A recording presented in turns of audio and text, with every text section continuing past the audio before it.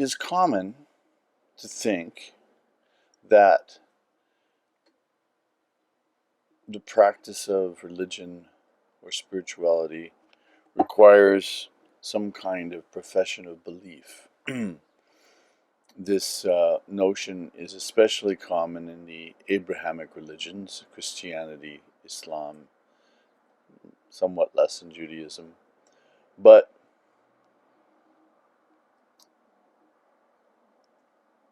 barring the mystical aspects of those religions, for the sake of discussion, the average adherent isn't expected to realize God, but only to believe in God.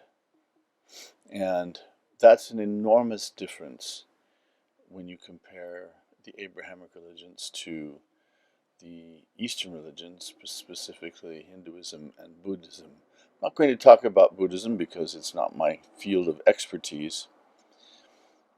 And even within Hinduism, my expertise is rather limited to my own tradition. So that's what I prefer to talk about. And in my tradition, which is a tantric tradition, belief is not given a very prominent place at all.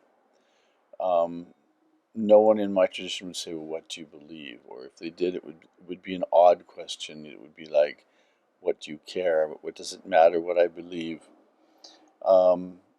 People have believed a lot of things that are simply untrue for a long time, and many people fervently believing that the earth was flat, for instance, didn't make the earth flat.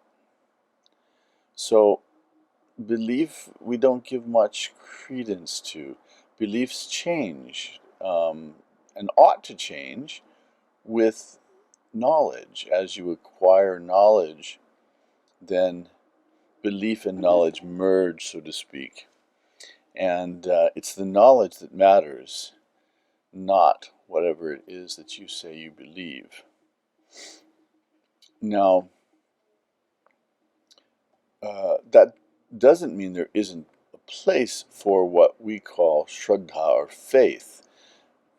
Faith not just in a scripture or whatever some holy person says, or what the guru says, although those are also types of faith that can be useful and are useful. But primarily faith in yourself. As Swami Vivekananda said, the old definition of an atheist is the one who doesn't believe in God, but the new definition, his definition, is one who doesn't believe in himself. If there's anything real in this world, it has to start with you and your reality. So the quest in Tantra and in most Eastern traditions is this quest to understand what we mean by self and to rely on our experiences to lead us deeper and deeper into that question. So, belief in self is important. Then, that is, faith in self. Faith in the words of the Guru. Now, of course, there are always doubts, as short of realization, where one has the direct experience of the mystery that is, I call God, Goddess, or Self. One will always retain some doubt, and that's normal and natural. There's no defect in it, unless it's amplified. And so we want not to amplify our doubts, but rather to reinforce our faith, because it is through that we grow. And as we gain experience, inner experience, outer experience, that confirms our faith, then faith becomes stronger and stronger. St. John of the Cross compared faith to the light that shines when all other lights are taken away, when all other comforts are taken away, when the nice feelings that come when you first start out, when extraordinary experiences stop happening for a while, then that faith is the light that shines and leads you deeper and deeper on the quest for God, Goddess herself. So, faith is important, belief we don't care about. And what we are really after is knowledge, jnana, knowledge, not some intellectual knowledge. It's not knowledge that you can get from a book or knowledge that even someone can tell you, although we speak about it.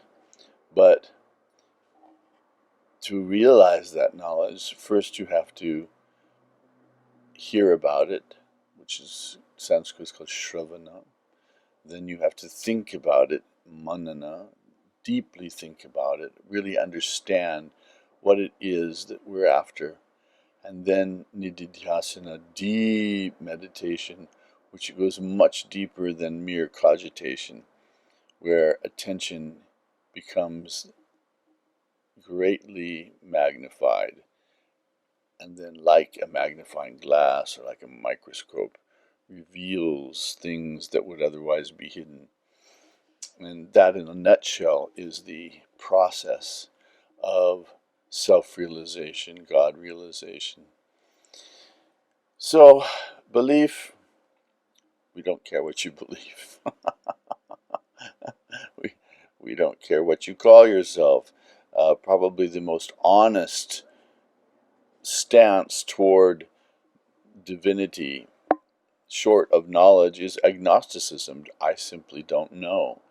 And, you know, there are people throughout history who said they've had this experience of something which they call variously, but which amounts to this mystery or God, Goddess herself.